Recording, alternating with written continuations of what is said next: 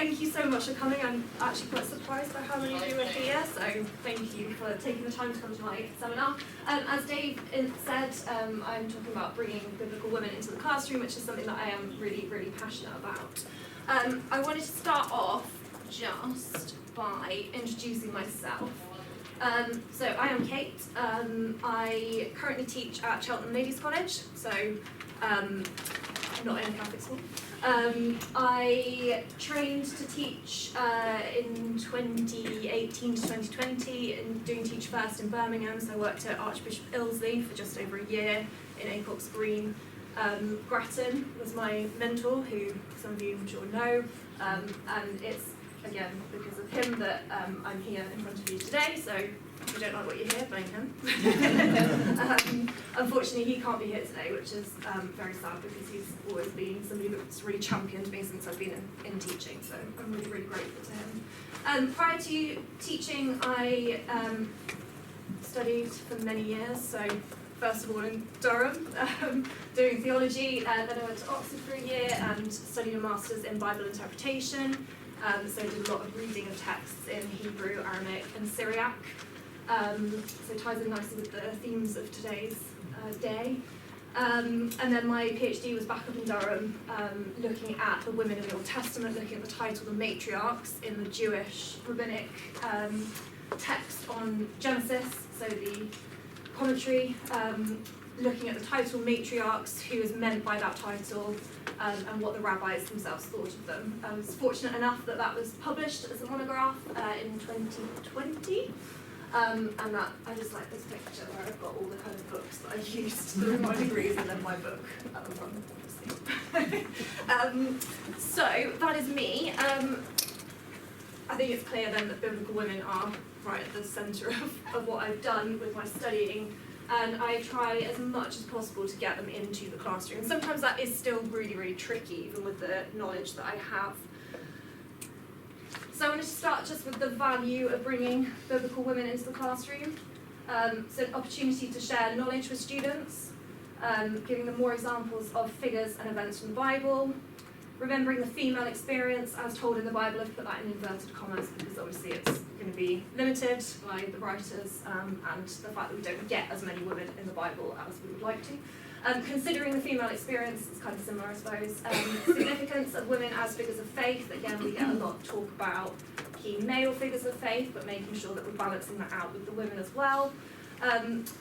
For you as Catholic teachers, obviously the RED or the Red, got different opinions about what we're calling this, is obviously right at the centre of your RE teaching, and the women feature through the RED. So it's helping to fulfil that, and I'm really keen to get women back into the story. So, writing women back in, by which I mean the following. This might not be that clear, so sorry at the back. I don't know if anyone uses this biblical literacy book, or is it? I've used it, it's really good. I really like it, okay? Great book, takes you through key stories in the Old Testament, key stories in the New Testament. I've used it a lot, fantastic. However, my question is, where are the women? So, if you can see, can you see this, or is it? Yeah. We've got Jacob and his sons being talked about here. It was easy to see when the blind was down. The light's really reflecting on it. Should I put it down again? Yeah, I think it's the nearer nearer one. No, it's not. Sorry. I said it with authority, thinking I'd get it right. I had a 50-50 chance, didn't I? Yeah. Right, is that better? Sorry, thank you. So I've highlighted the sections that refer to the women. I will just read it out in case you can't quite see it. So up at the top, Isaac had twin sons, Esau and Jacob. The book of Genesis describes how the boys fought even in their mother's womb. Where's her name? Down here, Jacob decided to trick his father into thinking that he was Esau. And then at the bottom, Jacob married and had 12 sons. So we've got a vague mention of women, but not really. Okay. Genesis is a family story. It's built on, as we know, mothers and fathers and them having children, and that those children eventually becoming a nation. So the women are key to to that idea. Genesis 27, if we look at that, this is the story of Jacob tricking Isaac into giving him the covenant blessings by pretending to be Esau. The textbook that we looked at, Jacob decided to trick his father into thinking that he was Esau. Is that true? No. Who decided to trick him? Right, Rebecca's behind all of this, okay? I've highlighted in bold the references in Genesis 27 to Rebecca or my son or his mother, anything kind of female related. Rebecca is driving this narrative, and yet that fantastic textbook that I really like using has brushed her out of the story. So straight away when I'm teaching that to students and using that textbook, I'm telling them immediately that Rebecca is the important one here. She's the one that makes this happen. The covenant can carry on through the correct line because of this woman. It's really important. This I like to use a lot as well. So this nice family tree of Jacob and his family. Again, back to the textbook. Said Jacob married and had 12 sons. It's a bit more complicated than that, I think. So again, a lovely infographic, which I do use. Somebody key that's missing. Who's missing? Rebecca. So there's 12 sons. Wives. Wives. Oh, sorry. Servants. Daughter. Who's the daughter? She's only in there quite briefly. There's one story. Dinah. Yeah, Dinah. Okay, obviously quite a tricky one to navigate, especially if you're talking to younger students. But again, even with year 7, when I'm looking at this, I will be saying to them, actually there is a daughter. And then we're talking about why the daughter is not on that diagram, i.e. she's not going to inherit anything. And that's the time they lived in. Okay? Obviously the other thing that again was very much glossed over in that textbook is that this whole situation is messy. So the kids absolutely love it when you start talking about how complicated this is. Okay, so the whole falling in love with Rachel, working, ending up, veil lifted up, it's the wrong sister, another 7 years, and all the sibling rivalry. This is good stuff, people. Okay, like this is soap opera territory. I absolutely love it, and yet again, it just seems to be really glossed over in a lot of the material.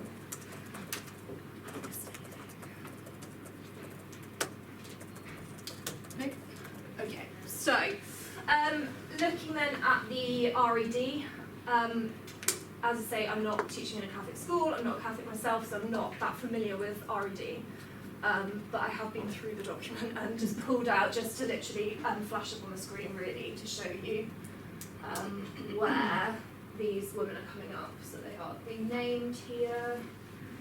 You'll notice obviously that I'm not really referring to Mary at all, I haven't referred to Mary at all. My specialism is Old Testament, that's the key reason why. There's a bit more, I know that's probably too small to see, but it's just more of a kind of, they are there. And that one as well.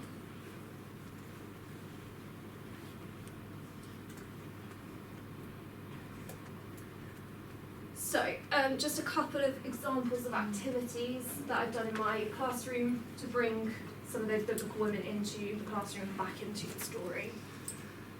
This one was from a year 7 lesson. We were looking at the origins of Judaism and then into the Abrahamic faiths as well, talking about the near sacrifice of Isaac, Genesis 22, obviously a very famous story. Again, as I'm sure you're aware, within the text, Sarah is very much absent from the events of Genesis 22.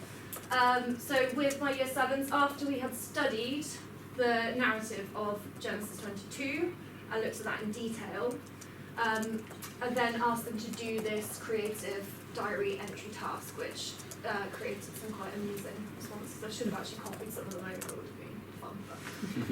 But, so imagine you are Sarah, Abraham's wife, who just found out what happened on the mountain. Write a diary entry about your feelings, thoughts, and questions. So again, gave them some scaffolding of questions, things that they need to put in to their account, and there was a stretch. I don't know if anyone uses stretch. I think I'm the only person in my school to use stretch, but I think it's a teach first ism, as an extension to do a conversation, which actually again was quite funny.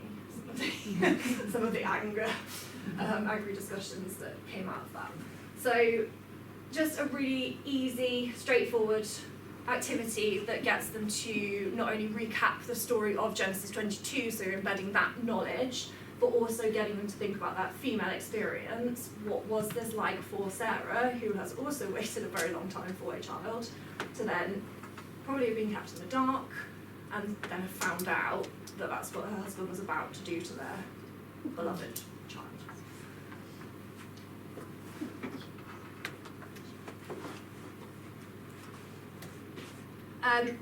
Another one, Esther storyboard. I think I told you Esther was there. So this was year 8, looking at the role of women in Judaism. So I just wanted them really to know a key female biblical figure, again from Judaism. This is very helpfully ChatGPT summarising the story of Esther in 6 points for me, so we could make it into a storyboard for them to complete. But again, I just think it's a really nice, easy way to get them engaged with biblical women.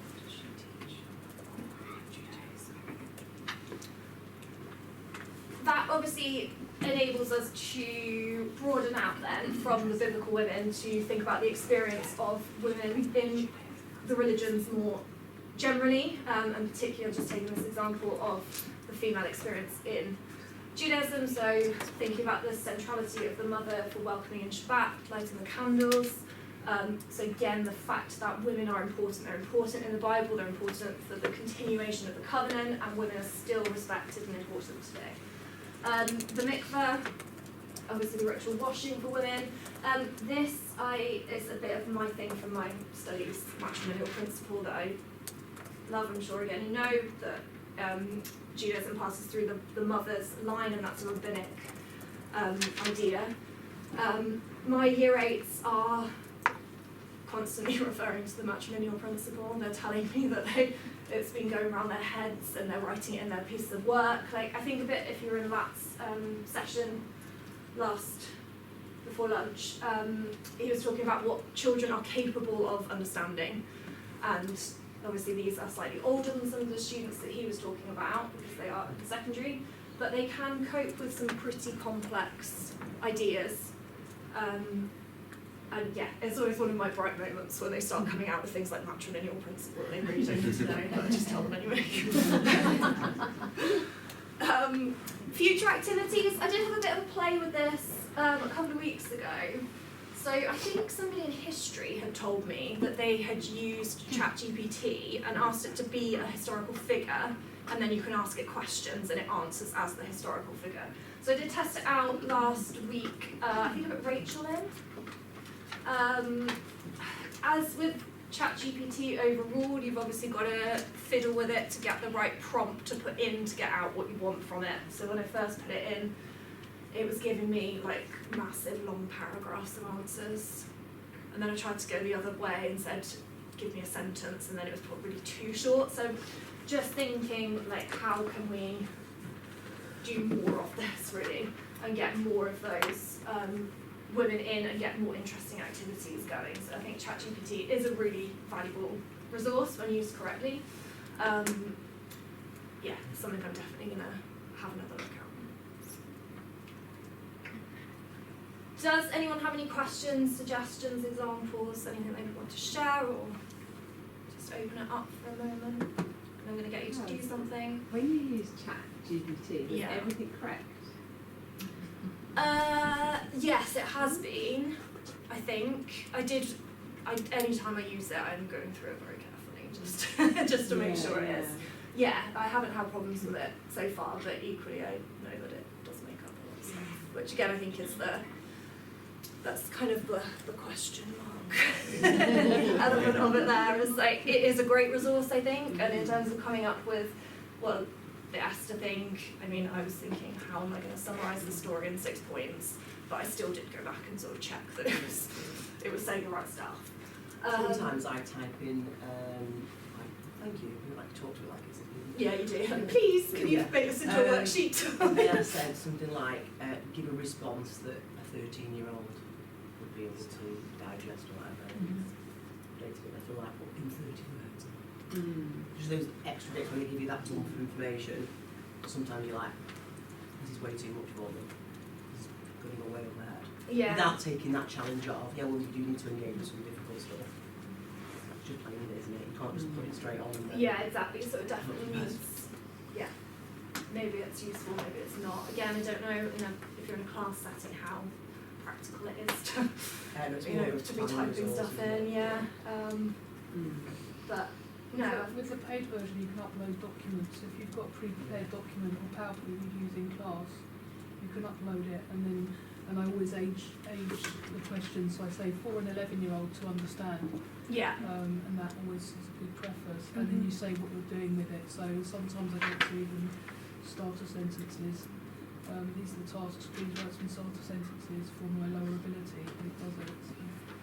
Yeah, I think a lot of the stuff with ChatGPT as well is stuff that like you can definitely come up with yourself. Like It's just you know, time, it's it's not just actually time. that revolutionary, is it? But it's just the quickness of it, and then you can obviously check it through and add in any bits. I mean, There's another one, that Google Notebook, so when you've got... I use Microsoft at school, and we've been told to use Copilot, which is the equivalent. Yeah, and I found that quite useful, especially for retrieval. You can put in an entire booklet and say, create a revision resource of retrieval questions, multiple choice questions, and it just it's bizarre. Yeah. And you do have to fiddle with it. You do have to kind of get rid of some things, but it is very useful.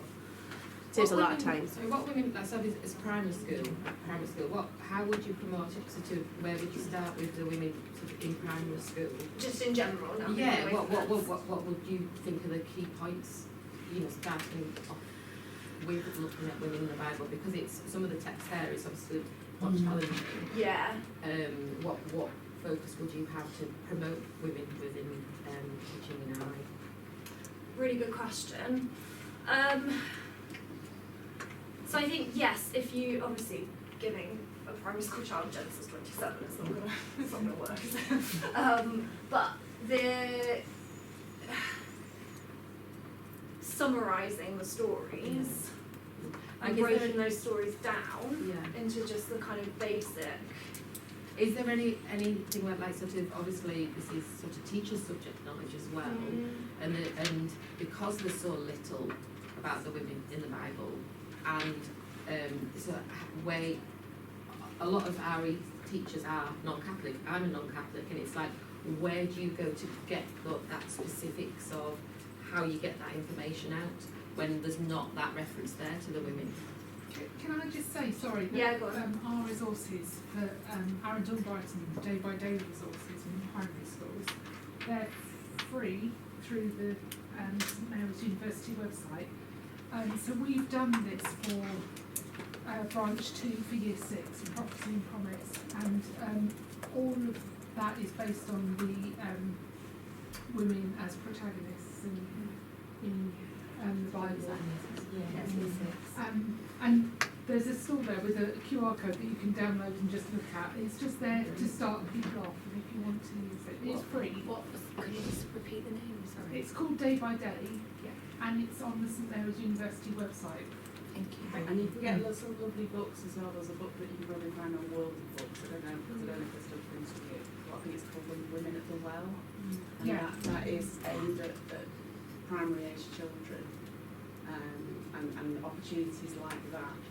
But when you're talking about the context of the gospel and where Jesus is, remembering that it's not just men that he's speaking to.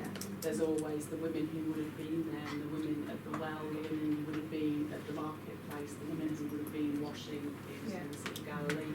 So that that they are there very much present. It's just making sure that the context, absolutely the context for understanding that bit of scripture, that women are very much front and central there. I think making sure that you put women as your lens, like we've just done it with branch 3, with Jesus and the marginalised, and make sure it's really that women were front just it was the widow's mite and stuff like that, and it wasn't just on lepers, so there was a woman focus on it. Easier with Luke's gospel because he does man. Yeah.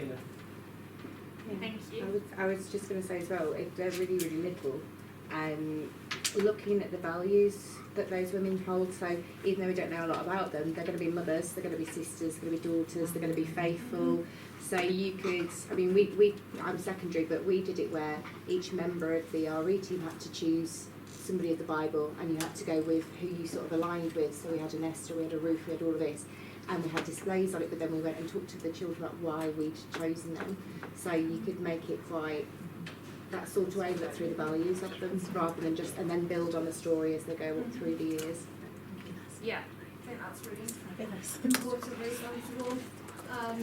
Yeah, it's finding ways to make it relatable, isn't it, to what their level of knowledge is at that point, and they can understand family dynamics to a degree. So. It relates a little bit to ChatGPT, but like, I don't know if you ever use hot seating, where you sort of become that person, and ChatGPT could give you the script, give you some questions and answers for whatever the character, and use that so the children ask you, interview you, and if you dress up and you become that woman. I think that would. It's making it come alive, isn't it? Then? Yeah. Any other? There is actually for your own understanding. I was just trying to remember where it is now.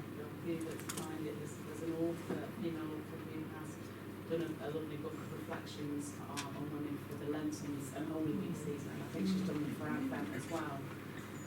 And it's where the passages have read through the eyes of a woman. Which gives you a completely different take on perhaps, particularly the events of Holy Week that you might know so well and do every year in school with the children, and think, oh, actually, just looking through the lens, the female lens, through the eyes of a woman gives it a completely different flavour, and this woman has done this. I'll see that combined. Can I add something as well? How's Scripture preserved? A friend of mine in America is doing research on women scribes, because girls had nice handwriting. They were chosen in the early church to write down scripture, and that's so often overlooked. It might be a little path you could go down, like how did we get the Bible? It didn't fall out of the sky, wrapped up from Genesis to the Revelation. How was it preserved? How was it handed down as part of the tradition of the church? And part of that tradition is girls writing it down, and that's overlooked.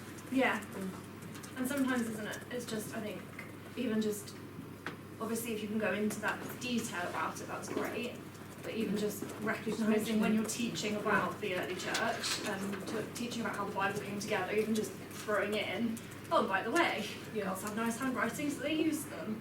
Like, it's just broadening their understanding of it, isn't it? It's Paula Gooder, by the way, the author. Yes. She's a theologian. Yes, and she is good. Women of Holy Week and Women of the Nativity, but she's done other ones as well. So sorry, what's the name? Paula Gooder. Oh, Paula. Yeah. So I'm just thinking of my sixth formers, the ones that take general RE. So I'm at Catholic school where it is compulsory to continue learning RE, even if you're not doing it for A level. And just thinking about women in the Bible, obviously some of the stories, there are so many instances that might be more appropriate for primary and secondary, where we can champion like the narratives of women that have been, that were, that are like hidden heroes. Yeah. But there are of course some quite traumatic stories about women in the Bible. I'm thinking of like Tamar or Hagar. So some of my students who are say 17, who if we were to deal with this sensitively, I think may benefit from being aware of these stories. Like, how would you broach those quite like traumatic stories about women that don't have happy endings and they don't get to be heroes? Yeah, again, really good question. I think ties back slightly to what I was saying about Dinah, where you have to kind of water it down for year 7 because you don't want to get into all of that. But I think just obviously as they're getting older, they're being like exposed to a lot more around some of those experiences. They're learning more about it as well. So I think it's probably just like we take the kind of more positive looking stories and say, look, this woman went through this particular thing and she's a model of faith. I think it's just not being afraid to also maybe use those women that have struggled and have had those traumatic experiences to again say there are women who represent the breadth of female experience, and you know, you're old enough to understand that there are horrible things that happen in the world, and that these women are examples from a long time ago. I think the way that I've put this to my students before, because actually interestingly I've had this conversation with A-level students a long time ago, is that actually these traumatic stories of like women in the Bible, so Hagar was an example that we used, actually like this was the lived experience of a lot of women back then, like contextually. So actually contextually these sadder stories are actually sometimes more reflective of historically what women went through. So when you've got these women that become protagonists and almost heroes of stories, then it almost highlights how amazing the narrative of those biblical women are, and how those stories have survived the test of time, considering that women's experiences weren't very valuable back then. Whereas actually the sadder stories are actually more reflective historically of their experiences. So yeah, that's how I pitched it to them. Yeah. It kind of highlights kind of how these great examples are actually how they stood the test of time, considering when it was written. That's actually quite amazing for women. So. Can I just say that I'm currently working on the Oak National Academy RE secondary resources, and just in response to what you asked, we do have a unit on matriarchs, and that's not something you'd be able to deliver to Key Stage 3 or 4 in a Catholic school because of the RED, but you might find some of that stuff useful to take into core RE fit form there. So that might be worth a look at. Thank you. And just I'm here from Oxford University Press, and just to say that because of the RED itself, which has included more women, so you know the textbooks. Hopefully, if you come by our stall and have a look at our Year 9 textbook, you will see some women in the Bible in that book, because you know the CES have put women in the curriculum. So now there is an opportunity to share these stories with your students. Yeah, definitely, and that's the thing, isn't it? It's just the awareness, the exposure. As more people are talking about it and it's becoming part of schemes, then it's giving it that ability to grow and have those resources that then you're looking for in other contexts as well. Can I ask, if you started with one woman in the Bible, like, where would we start? If you were, there's somebody that it really inspires, or just is.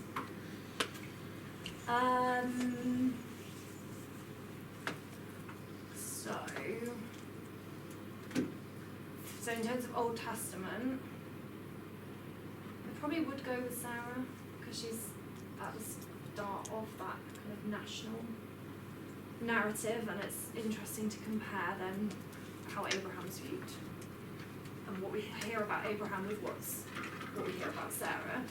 My personal favourite is Leah, though. I really like Leah, and again I suppose it comes slightly back to some of the more difficult narratives we were talking about a minute ago. Like, she goes through a lot, but actually I think she's more like three-dimensional and more real because of that. And obviously in the Bible there's not that much about her.